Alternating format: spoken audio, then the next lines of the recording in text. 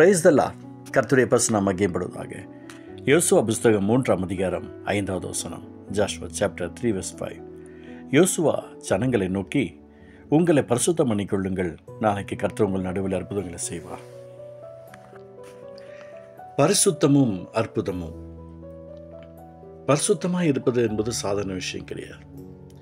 கிறிஸ்துவின் அன்போடு கூட ஒரு மனுஷனால ஒரு மனுஷியால் இருக்கலை அப்படின்னா, ஆண்டவர் எதிர்பார்க்கிற பதத்தோடு அவங்க வாழலை அப்படின்னு சொன்னால் நிச்சயமாக அவங்களால பரிசுத்தமாக இருக்க முடியாது.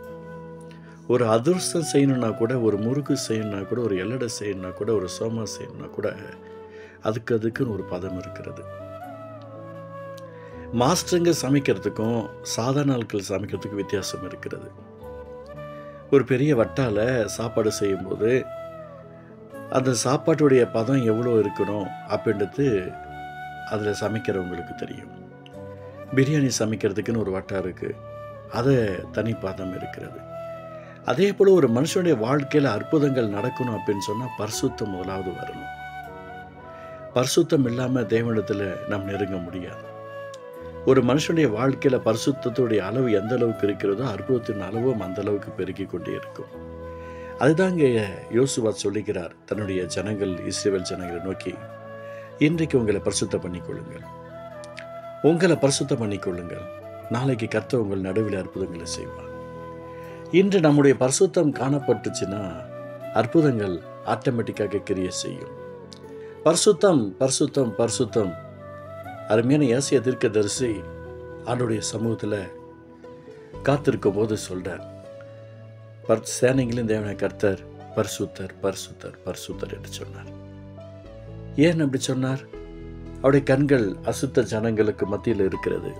அசுத்த உதடுகள் உள்ள ஜனங்களுக்கு மத்தியில் வாழ்ந்துக்கிட்டு இருந்தார். முதல் தடவையாக அவருக்குள்ள ஒரு பரிசுத்த மனநிலை உருவாகிறது.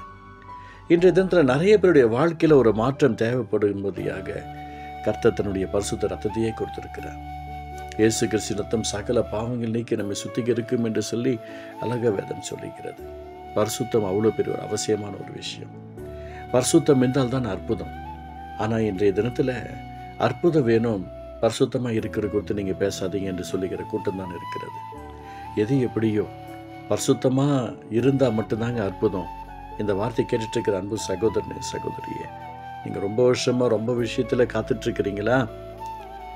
ஜபிச்சுக்கிட்டு இருக்கிறீங்களா? உபவாசம் இருக்கிறீங்களா? ஒரே ஒரு விஷயத்தை நீங்கள் மைண்டில் வச்சுக்கோங்க, உங்களுக்கு அற்புதம் செய்ய கர்த்தர் ரெடியாக இருக்கிறார். ஆனால் பரிசுத்தமாக இருக்க வேணும் இல்லையா? அந்த பரிசுத்தமாக யார் இருக்கிறார்களோ அவங்களுக்கு தான் கர்த்தரால் அற்புதம் செய்ய முடியும்.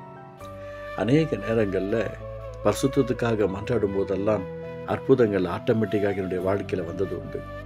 இந்த வார்த்தை கேட்டிருக்கிற அன்பு சகோதரன் சகோதரியே, பரிசுத்தமாக இருங்க, பரிசுத்தமாக இருங்க, அற்புதங்கள் நடக்குங்க.